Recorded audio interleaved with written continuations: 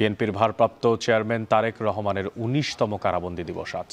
২০০৭ সালে এই দিন ওয়ারেন্ট, মামলা বা সুনির্দিষ্ট অভিযোগ ছাড়াই 111-এর সরকারের নির্দেশে জরুরি বিধি মামলায় ঢাকা সেনানিবাসের শহীদ মইনুল রোডের ৬ নম্বর বাড়ি থেকে তাকে গ্রেফতার করা হয়।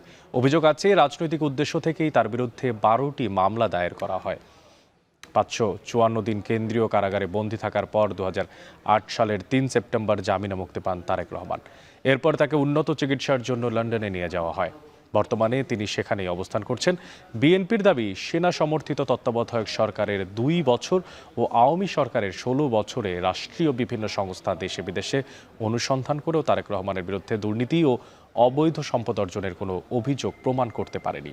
দলের নেতাকর্মীরা বলছেন, ৩১ দফা বাস্তবায়নের মাধ্যমে গণতান্ত্রিক, সাম্য ও মানবিক বাংলাদেশ গড়াই হবে তারেক রহমানের ১৯তম কারাবন্দী দিবসের অঙ্গীকার।